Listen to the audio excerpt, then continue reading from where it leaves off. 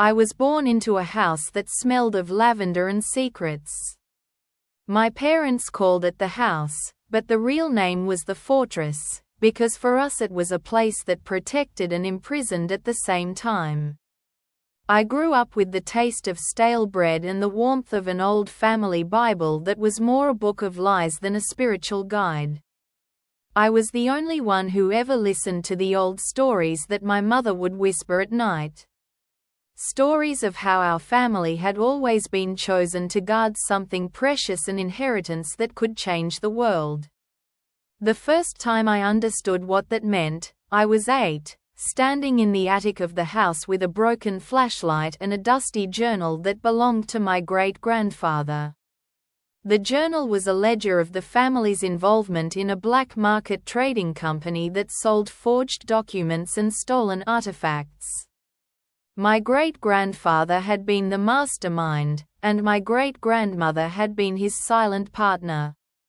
They were both respected in their fields, yet secretly they kept the money in an underground vault. I was terrified, but my curiosity was stronger than my fear. That night, when the house fell silent, I read the words that would haunt me for decades. I thought, this is a secret that will be passed down to me, and I will keep it safe. I never imagined that the secret would be the cause of my downfall. I was a quiet girl in school, more comfortable with my books than with other people. I loved history and poetry, but my life was a story that others told for me. In high school, the first betrayal came from my sister, Lila. She was my best friend, and she knew every detail of the secret that I had carried in my heart.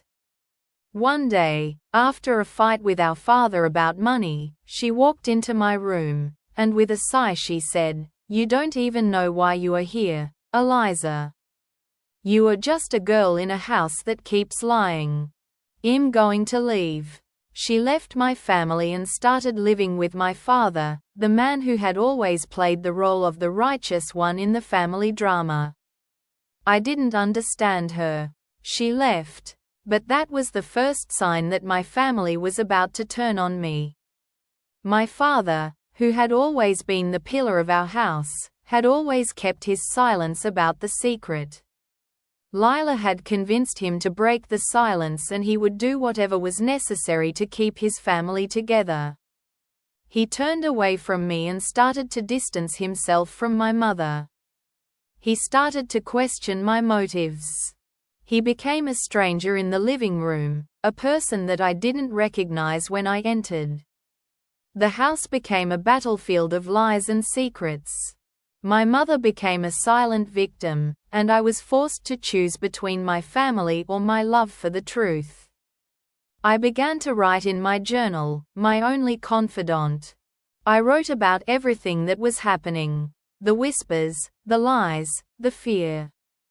I wrote about the night when my father finally revealed that he knew about the secret but had chosen to keep it. He had a plan to protect the family from being exposed, and he had been using me as a pawn to create a fake investigation. He wanted me to fall into the trap so he could divert the attention from himself. I tried to resist. I met with a woman named Maya who was a journalist. Maya promised to expose the truth, and I was eager to bring the truth to the world. But Maya had a different agenda. She wanted to use the story to make her career rise, and she was not interested in helping me. She had her own motives and used me as a pawn to create a sensational story. I thought I could outwit her, but I underestimated her cunning. In the end, my trust in Maya turned into betrayal. She used my secret to create a scandal that damaged our family reputation. She exposed the truth about our family to the world, but she also revealed the secret that had been hidden for generations. In the middle of the chaos, I had a revelation.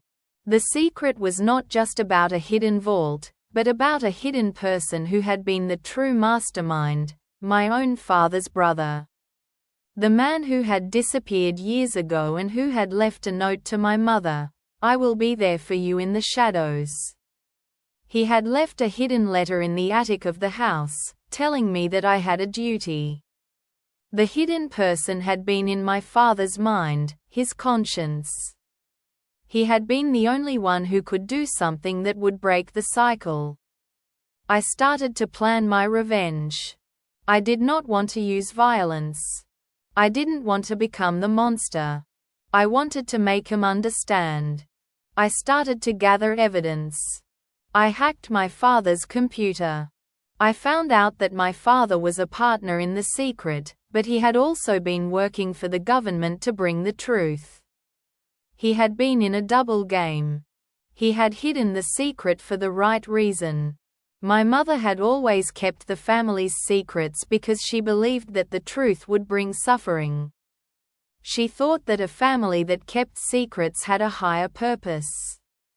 She never considered that the secret could be a crime. The day came when my father revealed the truth in a letter that I had found hidden in the attic. He wrote, "Eliza, you have to understand that the secret is not what you think. The secret is about the life we have created. I have hidden the money to protect us. I've spent the last 20 years in hiding, but I am also your father."